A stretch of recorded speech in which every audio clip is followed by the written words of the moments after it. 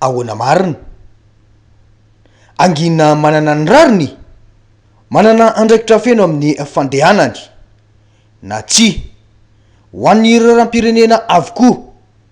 na ny olom-botendry na ny olom-bofidy. Ny olom-bofidy dia ametrahany vahoaka fitokisana mivantana amin'ny fitantanana ny fiainany. Eto Madagasikara aloha dia 3 ihany no andraisan'ny vahoaka andraikitra mivantana ny fametrahana azy, izany hoe amin'ny alalan'ny latsabato, dia ny filoham-pirenena sy ny solombavam-bahoaka ary ny ben'ny tanàna. Ny lehibe ny faritra kosa dia novain'izao fitondrana izao ho gouvernoura, kanefa dia tsy hita ao anatin'ny lalam-panorenana mihitsy izany. Raha ho an'ny 570 ao anatin'ny lalam-panorenana dia voasoratra mazava fa ireo vondrom-bahoaka paritra itsinjaram-pahefana manana zo amanandraikitra eken'ny lalàna ary mizaka tena ara-pitantanana sy ara-bola no sehatra eo amin'ny rafi-pitondrana azahoan'ny olom-pirenena mandray anjara amin'ny fitantanana ny raharaham-bahoaka ary miantoka ny fanehoana izay fa samy miafana misy eo amin'izy ireo sy ny mampiavaka azy. Tena izany tokoa ve ny zava-misy eto? Ny hita manko dia atao fitondrana fohy be avokoa no mamatra ireo asa atao rehetra any amin'ny faritra. Izany dia taratry ny fahosampitondrana avokoa ary mandeha ila ny fampandehanan-draharaha eto amin'ny firenena. Raha voasoratra ao anatin'ny lalam-panorenana atrany fa mivory ara-potoana indroa isan-taona ny antenimieram-pirenena, ny faharetan'ny fotoam-pivoriana isanisany dia ferana ho 80 andro. Manomboka ny talata voalohany amin'ny volana May ny fotoam-pivoriana ary ny talata fahatelo amin'ny volana Oktobra kosa ny fotoam-pivoriana faharoa, izay atokana indrindra amin'ny fandaniana ny lalàna amin'ny fehiny teti-bolam-panjakana. Mazava tsara ny voasoratra eto fa teti-bolam-panjakana no dinihiny ary fiainam-bahoaka no atrehan'ireo solombavam-bahoaka ireo. Iarahantsika rehetra mahita tsara fa amin'ny alalan'ny visioconférence no andinihan'ireo solombavam-bahoaka io teti-bolam-panjakana io amin'izao fotoana izao. Ity aloha ny zava-misy eto Madagasikara ankehitriny. Tokony tsy ataony zareo a mangalatra hitan'olona, alainy ny vary, takatakany ny entana, tokony tsy anaovana izany zareo. Zay no fa tena mampanailonay a eto anty-67 ty. Polisy a mitondra voasa menamena ao tsaiko na polisy ninona na polisy ninona. Neo amin'ny fipetra amin'ny ray, tokony tsy anaovana izany zareo. Tsaiko na inona ny tianareo atao na inona ny tianareo atao. Zay vonona anaraka amin'ny pipetra izay teo amin'ny any amin'izao ny rava tsy tokony anaovana izany zareo. Takatakany zareo ny etan'olona, alainy ny varin'olona teto zany vary raiky tapo tetony a dia lasa sy ny entana ny tômôbila any. Zavatra takiko zany dia izao mba takiko. Alao le olona mba hiaina amin'ny fiainany a mba normal. Alao zany le olona rehefa tsy misy mifanampiana, rehefa tsy misy mifanampiana dia alao le olona mba hitady vola amin'ny normal satria mpiatokanana zao teneniko anao raha miatokanana izy androany azonao. Raha miatokanana roko tapo izy 7 arivo. Dia raha ohatra 4 arivo lafo dia loaly ana na raha maraina. Dia mba manahoana moa fiainan'le olona amin'izay? Tsy tomba ary ve le aretina? Tena tsisy tsena zany raha bavatra kely zay zao manomboka maraina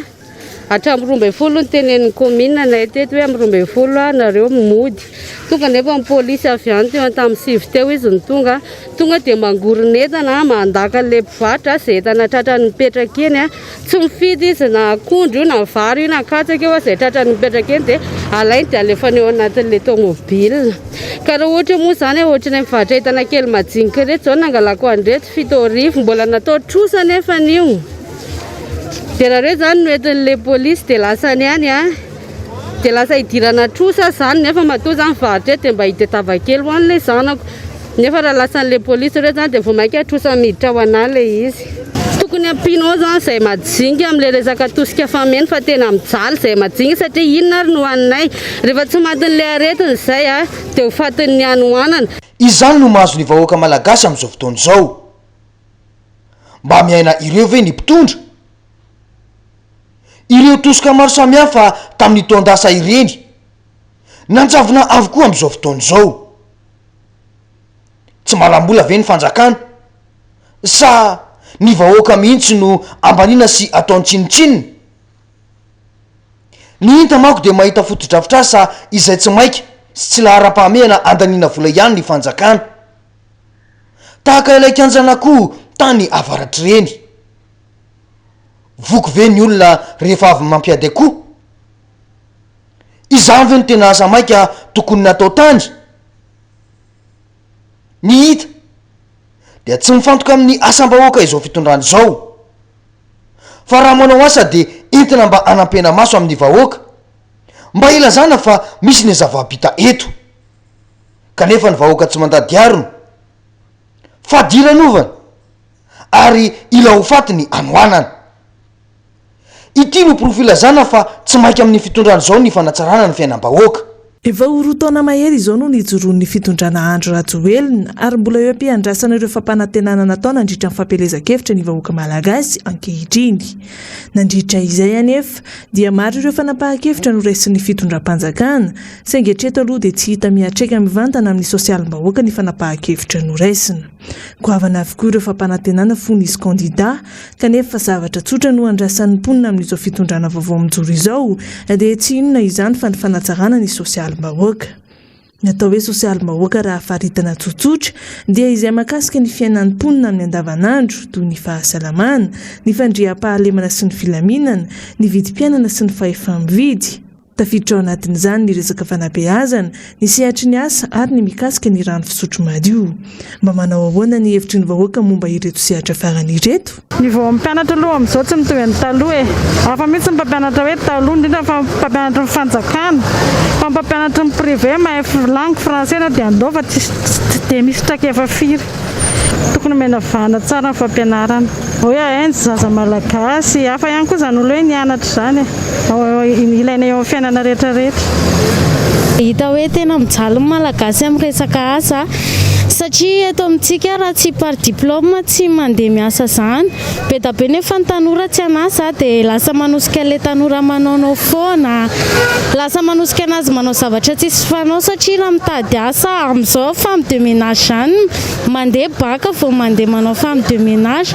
dia mampijaly be dia tokony mba ho jeren'ny ministera ny asa ilay izy satria be da be ny tanora tsy anasa dia mitarika ilay ankizy lasa mangalatra mivaritena satria tsy ampy fivelomana izy mivarotra enjehana be da be zao ny olona mivoaka chômage teknika daholo dia lasa mirenireny olona nefa ny mpivarotra ety amin'ny sisin-dalana raha enjehana daholo tsy avela miasa dia izay zany le tsy mety fa tokony mba tsonjoviny zareo ihany le majinika aty ambany satria mijaly eny izay fa tsisy mahita le rano zany indraindray zany le izy hoe madio indray misy fotoana hoe maloto dia raha le izy manokana zany ohatra ny tsy dia tena voafia izy zany samy sitraka tsara hoe ampy ny rano ny jiro tsy tapatapaka satria be da be mihitsy le olona mijaly ny rano mijary ny jiro tapaka foana ny jirama raha mijery ireo fanapahan-kevitra rehetra no raisin'ny fanjakana tao anatin'izay roa taona izay dia hita fa tsy misy fiatraikany amin'ny fiainana andavanandro ny malagasy aloha amin'ny ankapobeny ohatra ireo ministera misahana ny lafiny sosialy toy ny ministeran'ny fanabeazam-pirenena ny ministeran'ny asa sy ny lalàna sosialy ny ministeran'ny rano ny ministeran'ny fahasalamam-bahoaka dia ny 900 ny teti-bolany raha toa ka nahitana fiakarany 750 ho an'ny ministeran'ny fanatanjahantena araka ny voafaritra anatin'ny lalàna mifeny teti-bolam-panjakana lasitra taona 2024 roa taona nitondrana izay no mahazo ny vahoaka mivory ny solombavam-bahoaka amin'izao fotoana izao mahakasika io fiainam-bahoaka io amin'ny alalany teknôlôjia no anatanterahana izany ny fampiasana teknôlôjia dia tsy ratsy akory raha toka feny ny fepetra ara-teknika sy ny lalàna izay misy mahakasika izany isika mantsy tsara foana amin'ny fankatoavana sy ny fanitsina ny lalàna mba anaraka ny teknôlôjia misy satria teknôlôjia no ampiasaina dia tsy maintsy misy izany ny fitaovana ahafahana manatanteraka izany satria ny solombavam-bahoaka mivory dia manana ireo fitaovana rehetra mikasika izany ve nisy olombavambahoaka tsirairay toy nisy olosaina misy kamera ary afaka mandray feo tsara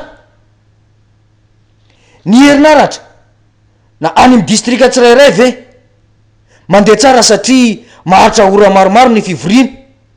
ka na misy aza ny bateria de tsy maintsy ho chargena ihany zany ka azo antoka ve fa tsy tapaka mihitsy ny jiro. Ny tena zava-dehibe dia ny connexion internet manana izany daholo ve ny distrika misy ireny solombavambahoaka ireny. Tsy azo antoka fa misy ny connexion internet sy jiro daholo ireo distrika rehetra eto Madagasikara. Raha toa ka misy ny internet azo antoka tsara ve fa mahazaka ireny video conférence iny ny connexion satria ny zava-misy de tsy stable ny vitesse ho an'ny connexion any amin'ny faritra sasany. Ahoana no ahafahana manatanteraka ny fivoriana sy ny fandraisam-pitenenany tsirairay ary koa ireo zay te hametraka fanontaniana tokony ho fantatra mialoha izany indrindra fa eo amin'ny ara-teknika io. Hoy mantsy ny solombavambahoaka hoe tsy hoe mitsikeran'ny tsy fahombiazana tsy zay fa no le fandaminana tsy tonga eo aminao zany de mila mijery fotony ianao zany aty. Raha tsy tato zany de tsy mahita an'izay satria le fanazavana hoentina alaina le numéro téléphone hoe meo anay numéro téléphone nareo fa misy crédit ho alefa any am'le izy megamo filazan'le technicienne zany tao anatin'le izy hoe alefa any am'le téléphone nareo mena le numéro téléphone de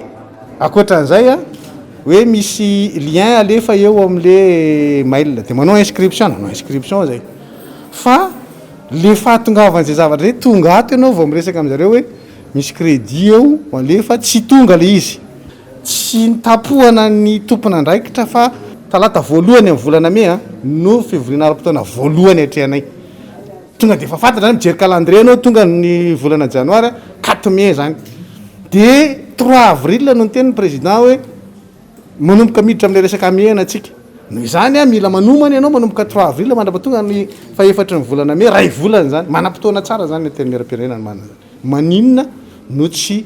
manaja an'izay le tety andro zay zany sy zay fe-potoana zay zany tsika ao anatin'izy mba hampirindra le izy tsara efa mitsangana zany ny foloany teny miara-pirenena voakopy zay hoe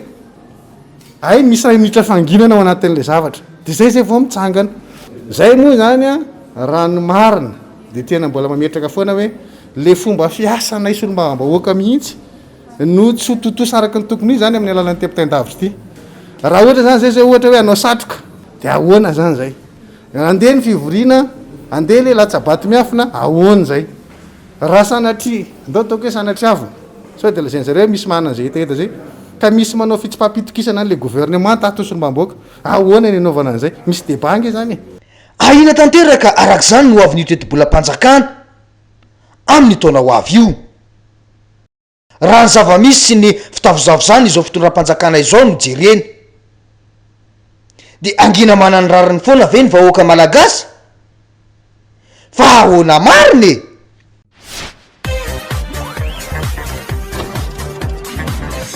ahoana mariny